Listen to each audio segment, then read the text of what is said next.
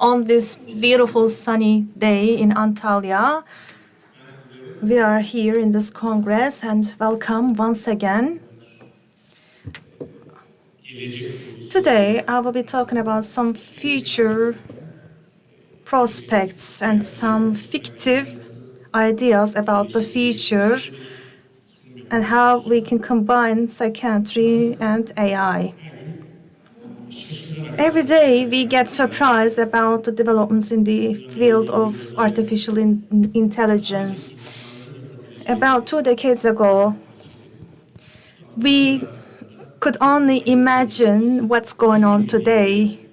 With the help of AI, there are autonomous cars which can drive as well as human beings.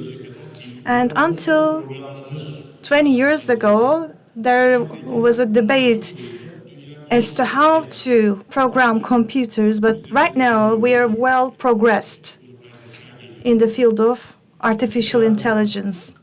As we saw in the presentation of Sena, there are also certain developments regarding radiology, pathology, and dermatology, the use of AI in those fields. But right now, I will be touching upon psychiatry. Psychiatry is the most human-focused field within medicine. We need to develop empathy, and we need to build rapport with our patients, and we need to instill confidence in our patients. And automatically, we think that it wouldn't be possible for a machine or a robot to act in the same manner as a therapist. This is what comes to our mind when we see discussions about AI. But actually, I am thinking quite the opposite. I think it would be possible for the AI to act as a human therapist. Actually, AI is driven by the logical, rational human behavior. It is simulating rational behavior of human beings. And it has the ability to solve problems on its own.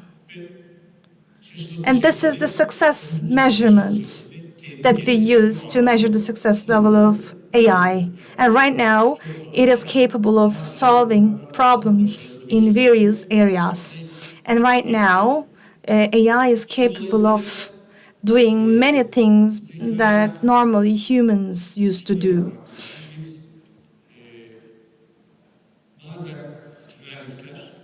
We as engineers, and also engineers, sometimes we can find some solutions to our problems by emulating the nature. For instance, engineers solved the problem of transportation by emulating the wings of a bird, and they invented a plane. And right now, it's possible for human beings to fly airplanes or missiles. It's a process which started out by looking at the nature. But when it comes to human behavior, of course, as we consider ourselves as the most dominant creatures on Earth, it becomes unthinkable for us to be replaced by the AI. But right now, I think it seems obvious that AI will be even more successful than us. In various fields of medicine, right now, AI is used in the clinical arena. Basically, AI is made use of in the process of diagnosis.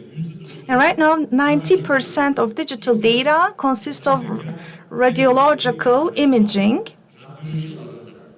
Therefore, AI is used very often in radiology. And I think this will multiply, the success will multiply in the future. The reason for that, in my opinion, is that AI is capable of finding patterns out of millions of data packages. Human beings, as humans, we are not capable of finding patterns as fast as AI. Of course, as psychiatrists, we focus on our own experience and we make use of our experience. Let's say there is a lung cancer, and in the imaging, we see obliteration, deletion in the imaging. Even at a small percentage, this deletion exists. For a human eye, it will be very difficult to predict the outcome and the diagnosis. And the second reason for me is that a human radiologist cannot notice very small contrast differences. For instance, differences among different liquids, very small distinctions. But when it comes to the AI is capable of making a distinction between very small pixels and the relationship between one pixel to another. In the upcoming period, AI will be able to read radiological imagings even in a much better way. Right now, AI is used in the field of psychiatry as well. There is a number of studies about diagnosing, identifying the risk of suicide, or calculating psychotic data, etc. Or EEG scans can be read by the AI, trying to find the diagnosis. And there are certain applications, and one of them was studied by Duke University. They developed an autism application. With the help of an iPhone application, they can scan children for autistic behavior. And in another institution, right now, Alzheimer's disease can be identified by the percentage of 95 with the help of AI. There are different biological variables, of course, in both diseases, but the most important problem is related to the schizophrenia disorder and depression disorder. Right now, we don't have an AI application which is capable of diagnosing schizophrenia or depression or other psychosis. At the same time, even if the diagnosis is the same, symptoms of two different patients can be different. From now on, I will try to give you some brief information about speculations, my personal speculations about the future of AI in the field of psychiatry. The first speculation. I think in the upcoming period, as you know, as far as we cannot find etiology-based diagnostic method, I think we will continue to use DSM, but I think in the short term, it will be AI will be integrated with DSM guidelines on the digital environment. For instance, EEG or MRI imagings can be stored in the digital environment, and all such imagings and data packages can be analyzed through AI, which will help therapists to make a diagnosis. On the other hand, I believe that in the future, our diagnosis will not be subjective only. Of course, at the end of the day, it will be up to our professional opinion. But let's say in the future a patient comes to my office and I will check the data analyzed by AI. I will make use of the collected data and analyze it through my mental processes. And secondly, I would like to highlight that the amount of digital data is being accumulated. There are subtypes, according to DSM, subtypes of disorders. With the help of AI, maybe individual therapeutic methods will be developed and will be applied by therapists by looking at subtypes.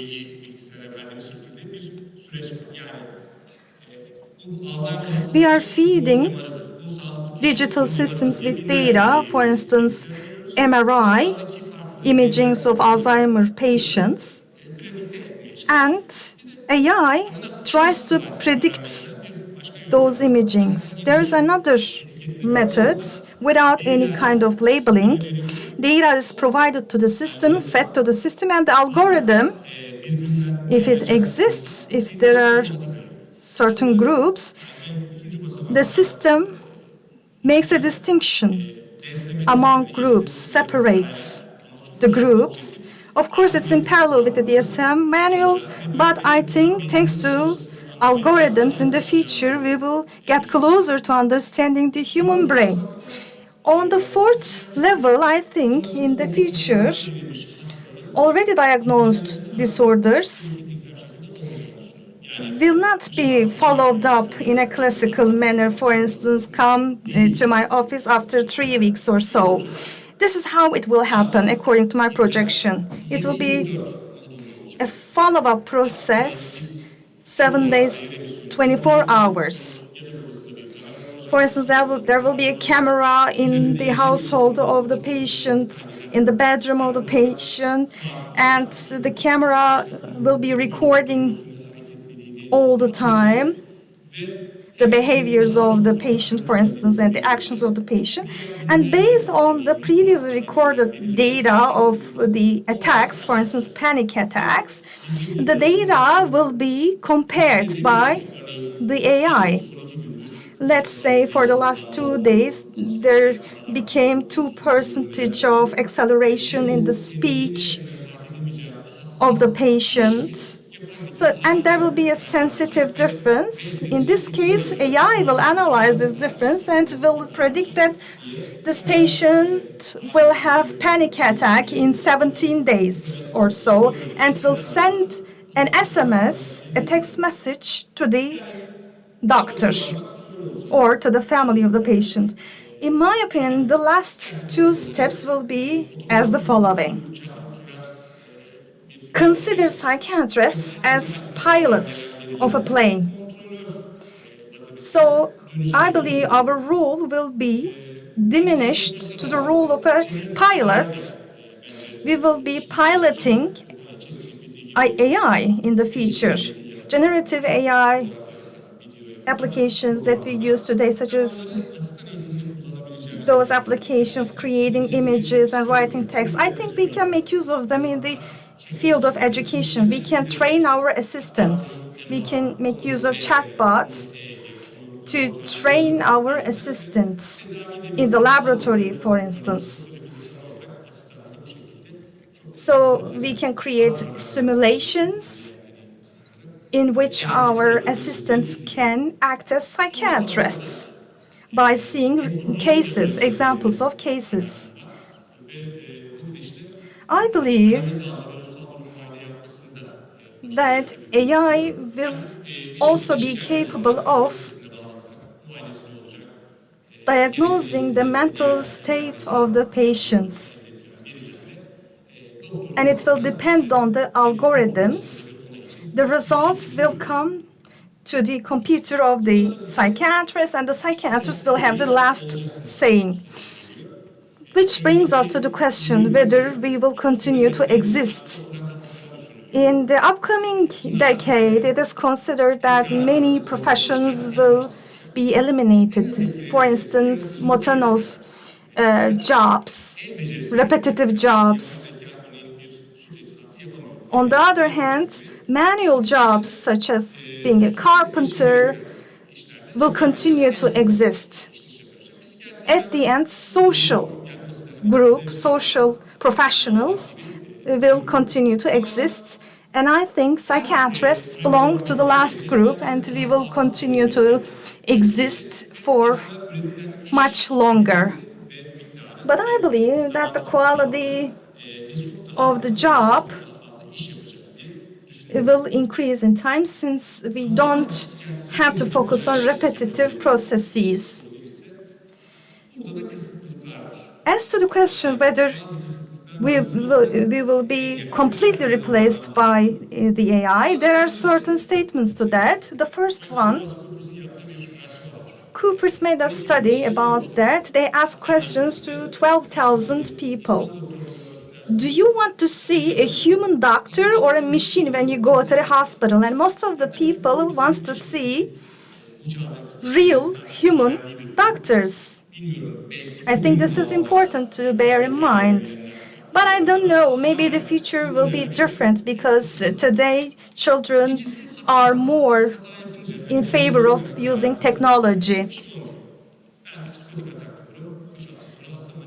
As a psychiatrist, sometimes we also make mistakes. For instance, I say schizophrenia, but later on I see there's another disorder involved. But when the same mistake is made by a machine, will we be mature enough not to judge the decision taken by the AI? I think this is one of the most important restrictions in this field. Let's say a patient came to you and you thought that this person is healthy, but after 1 month, this person was diagnosed with Alzheimer's disease by the AI.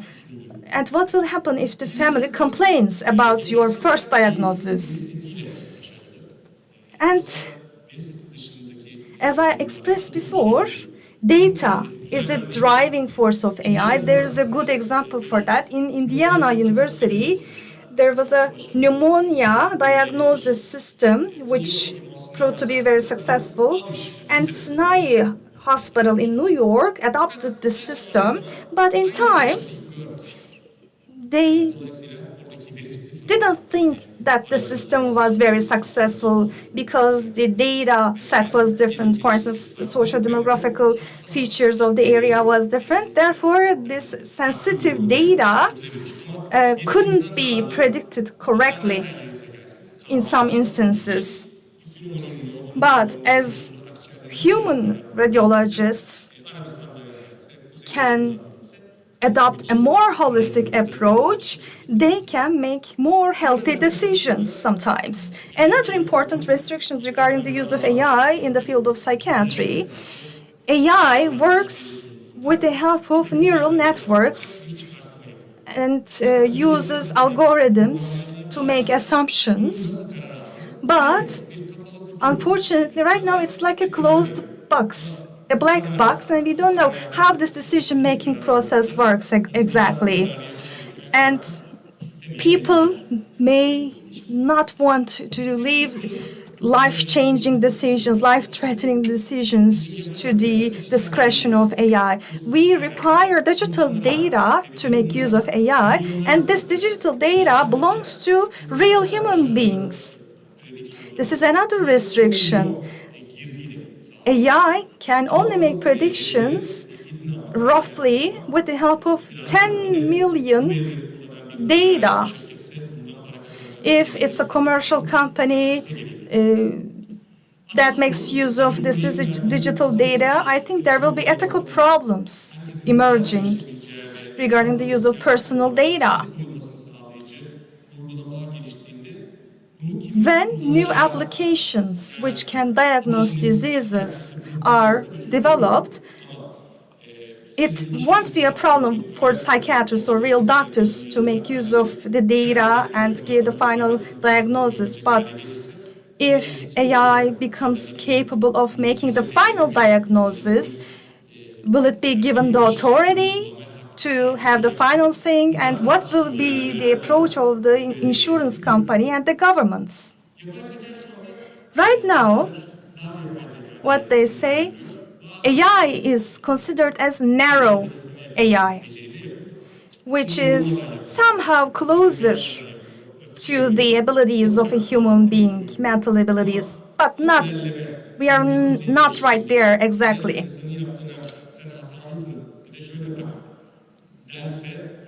But what will happen if AI starts correcting human beings? This will become another restriction. And because we don't know how to handle criticism from AI right now, because AI is not at that point. Big companies right now operating AI, however, very high quality applications are still being kept as a secret. According to what they say, what these big commercial companies say, they are spending billions of dollars in the development of AI, and there's a huge commercial success. And we don't know what will happen in the future as this technology is being developed by huge commercial companies, and each company will start to develop its own algorithm. Then what will we do? This is another question to bear in mind.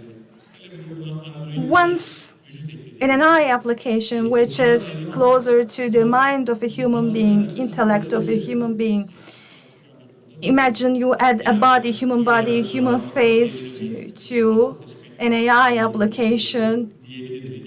What will we do? There are certain debates about that, about a humanoid doctor.